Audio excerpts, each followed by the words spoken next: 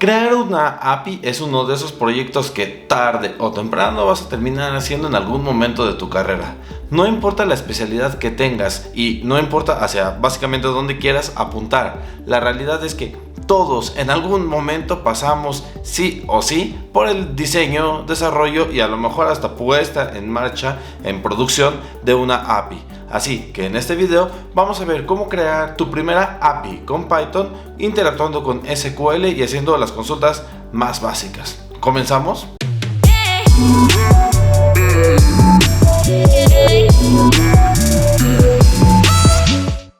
Hola, ¿qué tal? Bienvenido a este canal hecho para desarrolladores en donde hablamos de desarrollo de software, DevOps y tecnología en general. Si es la primera vez que nos visitas, estaría fantástico que te suscribas para vernos más seguido. Antes de comenzar con el ejercicio, quiero recordarte que por aquí tienes el video en donde explicamos qué es una API. Es decir, aquí está la teoría, nosotros nos encargamos de lo que significa construirla con un proyecto de Python. Antes de comenzar, quiero mostrarte la estructura de la tabla de datos que estoy utilizando. Tiene un identificador, la descripción, la fecha de cuándo fue esta tarea creada, si esta tarea ya está completada o no, y la fecha de cuándo fue completada. Todo esto lo puedes hacer con esta consulta de SQL que tienes en la pantalla. De todas maneras, no se me había ocurrido, pero la voy a poner en el repositorio de GitHub para que en cualquier instancia de SQL que tengas, ya sea bajo premisa o en la nube, lo puedas replicar sin ningún problema. Lo que sigue es que voy a crear en el repositorio que ya tengo previamente hecho de curso de APIs, el folder llamado API Python. No tiene nada por ahora, pero aquí dentro de esta nueva carpeta lo que voy a hacer es crear primero un archivo .env que es necesario para poder mantener algunos datos de la cadena de conexión de SQL. Después sigue un archivo que se llama requirements.txt. Si estás familiarizado con Python, sabrás que aquí vamos a poner todos los paquetes que necesitamos que Python sea capaz de instalar o interpretar para poder trabajar con nuestra API. Por último, naturalmente, el archivo app.py, que es el archivo en donde vamos a estar trabajando principalmente. Ojo, hay que mencionar que el propósito de este video es cómo crear una API de Python. En un video posterior vamos a hablar de las mejores prácticas y cómo estructurar de la mejor manera un proyecto. Por ahora, creo que podemos ser felices trabajando con app.py y nada más. Voy a abrir el archivo de requirements y voy a pegar los paquetes que necesito. Básicamente es un paquete para poder comunicarme con el controlador de bases de datos y los demás son paquetes que sirven para crear una especie de aplicación que nos sirva de la misma manera que podemos hacer en muchos otros lenguajes de programación, utilizando la interfaz de Swagger y que de esa forma pueda ser una interacción un poco más cómoda para cuando estamos probando nuestra API. Dentro del archivo .env lo que voy a hacer es colocar aquí la cadena de conexión de SQL Azure y le voy a poner el nombre de Azure SQL Connection String. ¿De dónde estoy sacando esta cadena de conexión? Bueno, si yo me voy al portal de Azure, dentro de la base de datos de SQL está la sección de cadenas de conexión. Aquí, en cadenas de conexión, lo que voy a utilizar es ODBC. Aquí está la cadena de conexión que estoy utilizando, solo que estoy actualizando el password que aquí naturalmente no se muestra. Regreso a VS Code y voy a abrir una terminal para que pueda ejecutar el comando de pip install y todos los archivos o todos los paquetes que se encuentran dentro del archivo de requirements.txt. Por supuesto, si me voy al folder adecuado, creo que todo sería muchísimo más fácil. Aquí ejecuto ahora sí el comando. Ya que todos los paquetes que necesitaba están instalados, entonces lo que puedo hacer es cerrar requirements, cerrar env y moverme a app.py. También puedo reducir el tamaño de mi terminal, quizá para que no tengan ningún problema con el espacio. Y dentro de app.py lo que necesito es pegar las siguientes líneas. Comúnmente lo que yo hago es poner primero los import y luego los from. No hay un consenso aquí, he visto de todo, pero es la forma en la que me enseñaron y de nuevo sigo arraigado a mis viejas costumbres. Aquí tengo los archivos o las líneas de import para OS, que es el que me va a ayudar a leer el archivo env, py, odbc y struct para poder darle forma a todo lo que quiero hacer. Datetime lo voy a utilizar para utilizar el dato de datetime dentro de mi base de datos. Y todo lo demás es utilizar a partir de los paquetes ya instalados los elementos necesarios para mi API. Lo que necesito hacer después de esto es colocar aquí la clase que voy a utilizar como entidad para comunicarme con la base de datos. Después de mi clase creada, lo que sigue es, bueno, ya Copilot me está spoileando un poco las cosas, y es que voy a pegar primero el método de carga de archivos de variables de ambiente, y después de ese mismo archivo de variables de ambiente voy a utilizar la variable que ya previamente tengo en mi archivo .env.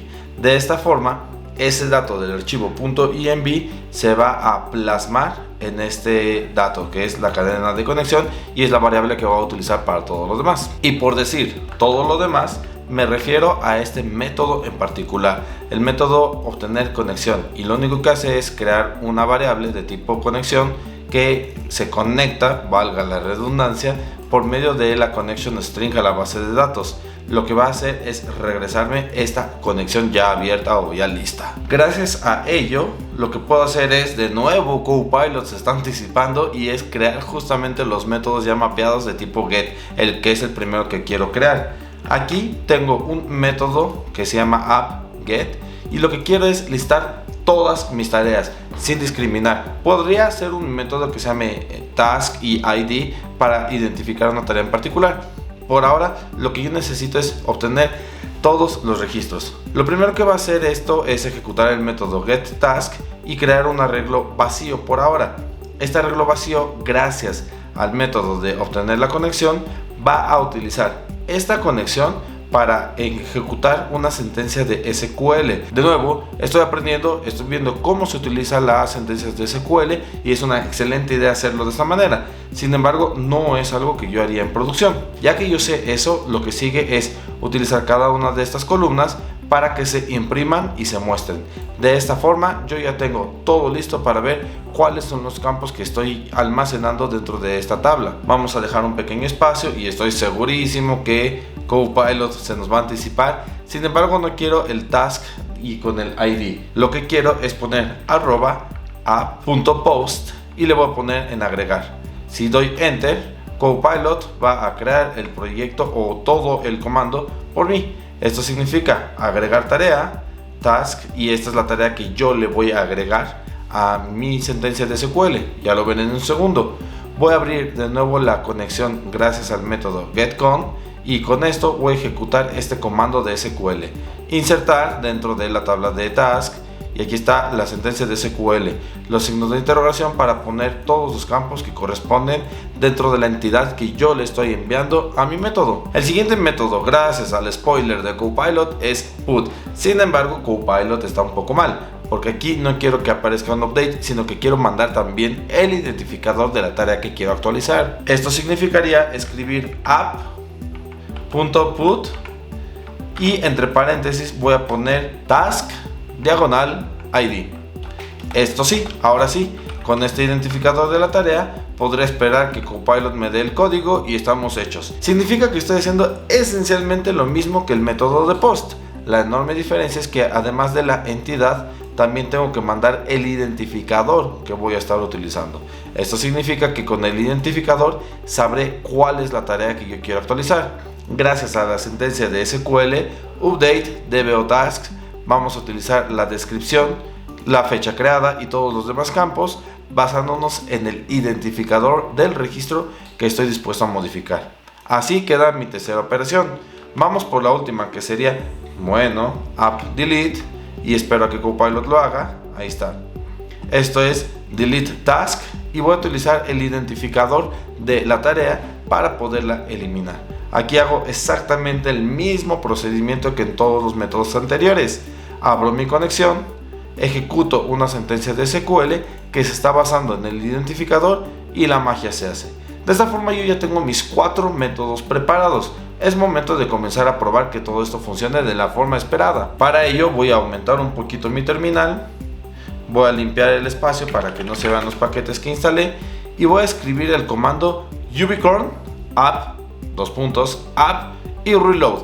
Reload es el parámetro para que si yo hago algún cambio, este cambio se vea reflejado de manera automática. Es decir, ubicorn lo que hace es mata la aplicación, agarra los cambios nuevos y la revive de manera instantánea y sin que tú tengas que intervenir. Eso me encanta de Ubiquorn. Enter y hasta VS Code me dice en dónde está el puerto y la forma en la que yo me puedo comunicar. Le voy a poner abrir en el browser y me aparece esta parte de Not Found. No desesperes, gracias a Ubiquorn y a Swagger tengo que agregar diagonal docs para poder entrar a la interfaz de Swagger. Y ahora que estoy aquí, puedo comenzar a jugar con los métodos. Vamos a comenzar primero con get, expandir esto, try out, execute y el resultado debe ser nada. No hay ningún registro en la base de datos, obviamente. Ahora me voy a la parte de post y voy a crear una nueva tarea. Dentro de esta tarea voy a poner try out y aquí le voy a poner, muy importante, voy a eliminar el identificador porque mi identificador, de acuerdo al script que yo ya tengo, utiliza una identidad que es autoasignada. No necesito preocuparme por esa parte. Regreso aquí y voy a poner como cadena de descripción: crea una API de Python. Ahora sí, con la fecha ahí, y en true lo voy a poner como false porque va a ser el campo que después voy a querer actualizar. Ejecuto y me dice que siempre sí necesito el identificador, entonces vamos a colocarlo. Agrego el identificador, ejecuto y mi sentencia fue hecha. Ahí está, creo una API de Python, está en falso y puedo subir al método anterior para de nuevo ejecutar y ver que aquí está mi tarea. No sé por qué me pide el ID, si me está autoasignando el ID número 3, pero tampoco voy a discutir. Si está funcionando, todo va de maravilla.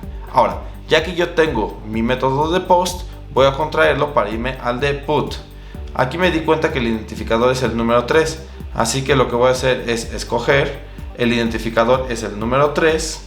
En cuanto al ID, obviamente ya no lo voy a ocupar, pero bueno, ahí se va a quedar. Pongo la misma descripción que tenía, crear una API de Python y ahora en isCompleted me va a aparecer como true. Ejecuto y el response body me aparece que ya todo está hecho, es true. Voy a probar de nuevo. En get ahorita me aparecía todo en false, aquí está. Y si ejecuto de nuevo, ya está en true. Llevamos 3 métodos probados. Vamos por el más drástico de todos, que es delete, y voy a utilizar el mismo identificador, el número 3. Selecciono la opción de try out, número 3 y ejecuto.